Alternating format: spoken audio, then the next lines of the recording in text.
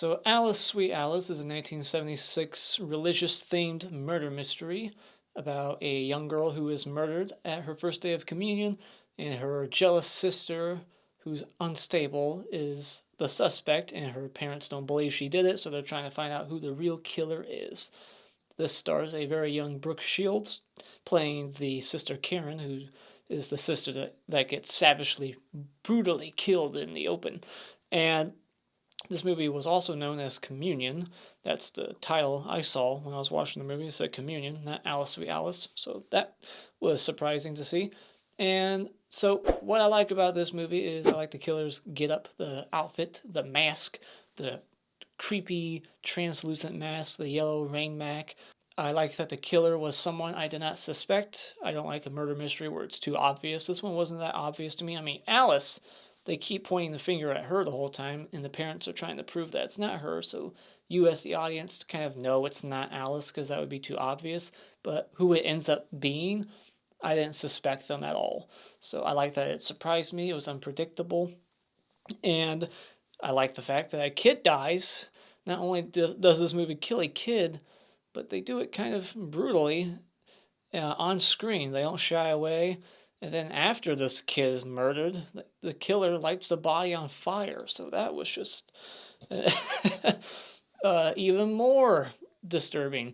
And speaking of disturbing, there's a character in this movie that just adds an extra layer of nastiness to it.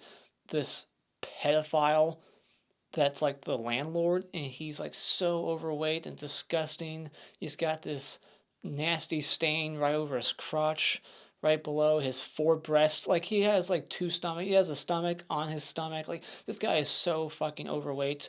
And I looked him up. He died like shortly after this movie because he was really unhealthy looking. Like he's hard to look at. He has no eyebrows either, and just the nastiest teeth. Like this movie is filthy. It just looks nasty, and he's a nasty character that you just want to see get killed, and he gets his, thankfully. Like if his character didn't die in this movie, that would be a mistake. So I'm glad they got rid of him. So, and he's not like a red herring because he's way too fucking fat. So it's not a spoiler. Like if you thought he was the killer, you're a moron because the killer is not that fat. And so I love the poster for this movie too. The poster is why I rented this movie back in the day when I was a kid at Hollywood Video. The poster was intriguing. You know, I've always been a slasher fan, so I thought this was going to be like a slasher, but it's not. It's a murder mystery, has a low body count. So if you go into this thinking you're going to get like a Friday the 13th or some shit like that, you're going to be disappointed. It's not that at all. It has slasher elements. It's like a proto slasher, kind of like a Psycho, where it's not like the 80s slashers, but it's got some of those elements there. So don't go into it thinking that, like I did, because I hated this movie when I was a kid. I was bored by it. I thought it was going to be a brutal, gory slasher, and I did not get that, so I was pissed. I thought the score was incredible too. I saw that they recently released a vinyl for this movie, and after watching the movie, I can see why. The score is pretty good. And also the ending, I like how it wrapped up at the very end. The last scene, kind of unexpected, bloody, so the way it wrapped up was pretty good. And I just like the dark tone of the movie. And so, what I don't like about it is that Alice is a kid actor who's not that good, and her aunt is not a good actor either. And this was like her only movie, both of them. So now I know why. Because they're not good actors, they're bad. It gets very overdramatic at times. There's lots of yelling, and this Alice is fucking annoying, and she's just a little unstable brat, and you just want to slap her. But yeah, it's just too dramatic. Like the aunt, and like there's so much drama between her and Alice and her sister, and Alice and her mom and her dad. That they're divorced, and then they start to kind of fall in love again, but then they're not because they realize that it's wrong. He's married now to someone else. So I thought they were going to just add even more drama there with those two characters, but they kind of cut that short. I also wish that the body count would have been just a little bit bigger, just add an extra kill or two. The killer's identity is revealed pretty early on, like maybe around the hour mark hour and 10-minute mark. This is like an hour and 40, 45-minute movie. So I feel like it could have been trimmed some because it does kind of drag at times in the middle. It's a bit leisurely paced. So I did find myself a little bored. So final thoughts, this is a good murder mystery that could have been better with more kills, improved acting, and a tighter pace. I like the opening and the finale is great, but the lead up to it is not so much.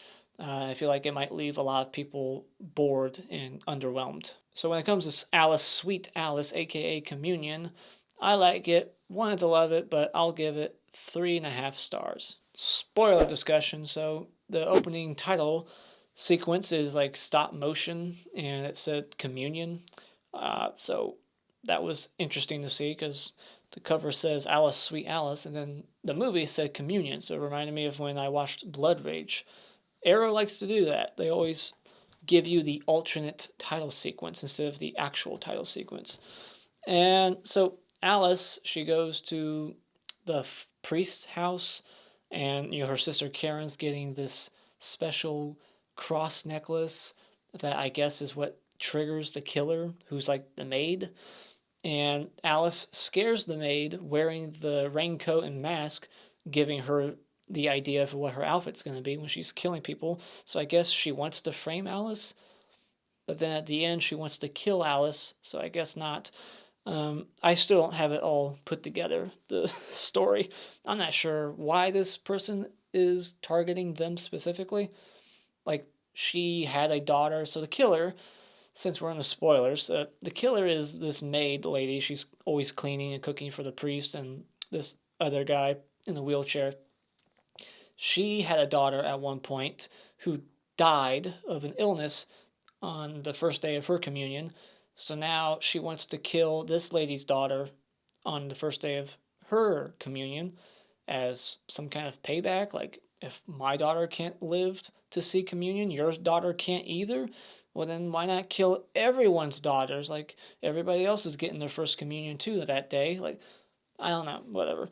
So then the disgusting pedophile landlord is so clearly like not to be trusted, but the mom keeps sending her daughter to the landlord numerous times. Like, go give him a cake. All right, now go give him a check. Like, you go give him the check. You trust your daughter with that guy? After the daughter is killed, the aunt suspects her niece, Alice, but yet sends her daughter, Angela, off alone with Alice, which is interesting. If I suspected that Alice was capable of strangling her sister with a candlestick and then lighting her body on fire for some reason, I wouldn't go send my daughter alone with that murderer. Like, yeah, go have fun. So the aunt is stupid and very over dramatic. Like, when they find the body, like, she seems more upset than the mother. Like, she is over the top. She's screaming, and then she goes to the mom, like, Karen's dead! And she says it like 5 times to her face. It's so over the top, and the music gets louder and louder, like it's trying to like match her energy. So when Alice goes to drop off the check to the pedophile, he starts to like grab her and caress her face and like try to make out with her, and she grabs one of his cats by the throat and starts squeezing its neck. She's threatening to break the cat's it's like a kitten, threatening to break this kitten's neck to get him off of her. And it looked so convincing. Like, it looked like she actually grabbed that cat by the throat and was actually like squeezing the life out of it. It was brutal. So at the police station, they have nude magazines all over the wall. Like, this is like some fucking college dorm room. What is this, a police station or a frat house? Like, I don't understand what's going on here. So yeah, but this movie takes place in 1961 according to the calendar and the hair that everyone has, the style. I don't know why this movie takes place in 1961. It doesn't need to. So explain that to me. Is there a reason? Is it based on a book that was written in 1961? I'm not sure. So then this guy gives Alice a lie detector test, and afterwards he's talking to the detective, and he says man, did you see Alice's tits? And the way she was looking at me like she wanted to fuck me? Like, this guy needs to be arrested. How many pedophiles are in this movie? And then we get like this kind of cliche, like the killer's calling the family and leaving creepy phone calls, like, but she's not saying anything. She's just calling and doing heavy breathing. I'm not sure why she's calling them. Um, I mean, it's a cliche now, maybe not at the time, but this is after Black Christmas. But I'm not sure why she's calling them just to say nothing. Like, okay, so maybe she's trying to see if they're home so she can go kill them. I don't know. So after the aunt gets attacked on the staircase. She gets her leg and ankle stabbed and her foot stabbed, and she's bleeding all over. And she gets sent to the hospital. She's convinced it's Alice, and but so where the fuck is Angela? Her daughter, Angela, is nowhere to be seen throughout the second half of this movie. She disappears right before that attack, so now she's a red herring. And then when the killer reveals himself, Angela finally mysteriously just comes back into the movie during the communion at the very end. Like, where was she that whole time? Why wasn't she at the hospital visiting her mother who got violently attacked?